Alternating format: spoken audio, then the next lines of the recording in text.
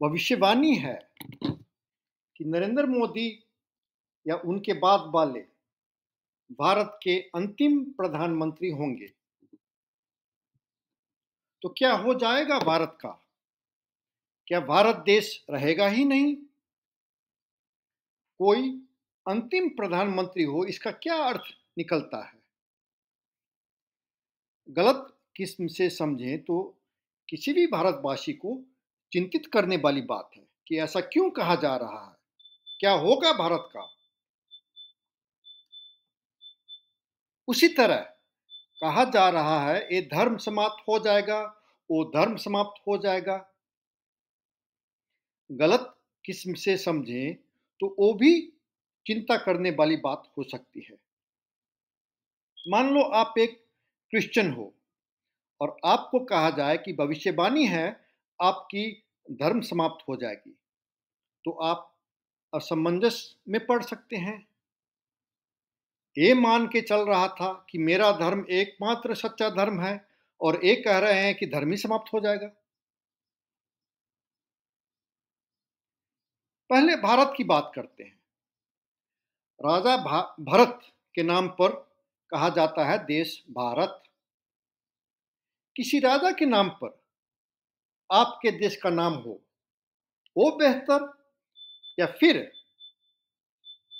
खुद ईश्वर के नाम पर? भारत का नाम भगवान कल्कि के नाम पर कल्किस्तान होने जा रहा है। क्या ये दुख की बात है या फिर खुशी की?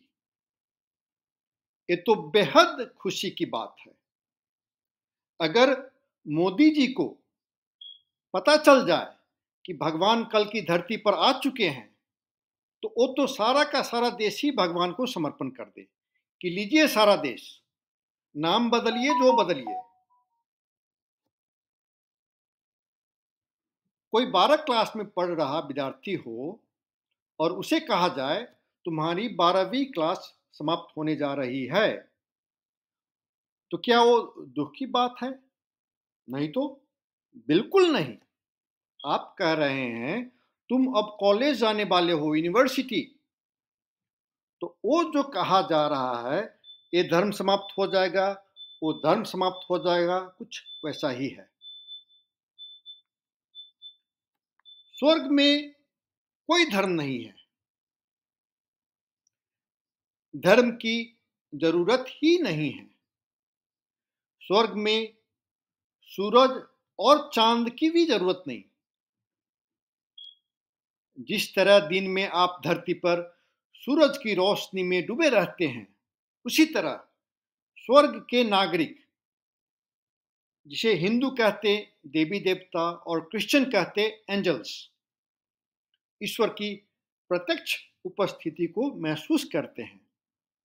तो उस जगह धर्म का क्या काम? जिस धरती पर ईश्वर प्रत्यक्ष शासन कर रहे हों वहां धर्म का क्या काम? एक कॉलेज वाली बात भी नहीं हुई। किसी 8 क्लास में पढ़ रहे विद्यार्थी को आपने बोल दिया कि आपको जल्द ही एक ऑनररी पीएचडी मिलने वाली है, तो क्या वो दुखद समाचार है? तो सत्य युग में प्रवेश करना कुछ वैसा ही समझ लीजिए। कोसी नदी को या गंडक या शारदा को कहा जाए तुम समाप्त होने जा रहे हो, तो क्या वो उनके लिए दुख की बात होगी या परम हर्ष की बात होगी कि वे गंगा बनने जा रहे हैं? जो धर्म कलयुग में पैदा हुए, स्वाभाविक है उन सब धर्मों का आध्यात्मिक कंटेंट कम ही रहेगा। आप एक चाय के कप में एक बाल्टी पानी तो नहीं डाल सकते। कलयुग शुरू होने के बाद लोग अनुभव करने लगे कि उनकी क्षमता कम हो रही है, इसीलिए राइटिंग का आविष्कार किया। नहीं तो उससे पहले के युगों में बड़े बड़े महाग्रंथ लोग कंठस्थ रखते थे। एक पीढ़ी अगले पीढ़ी को मौखिक ही वेद दे दिया करती थी। सद्गुरु ने कहा है कि शिव जी ने सत्ययुग में सप्तऋषि को जो ज्ञान दिए, उसके तुलना में भगवान बुद्ध का दिया ज्ञान 100 भाग का 1 भाग भी नहीं।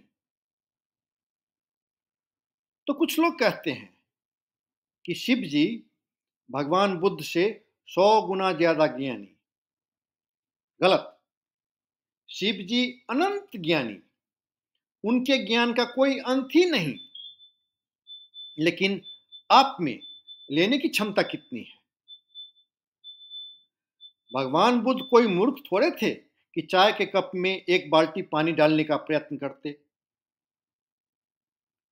आज कितने हिंदू हैं जिनके दिल और दिमाग में सत्ययुग के ऋषियों के माफिक आध्यात्मिक ज्ञान है? तो क्षमता तो हिंदुओं के भी घटे हैं। कलयुग को समाप्त करना है ताकि लोगों के आध्यात्मिक ज्ञान की क्षमता बढ़े।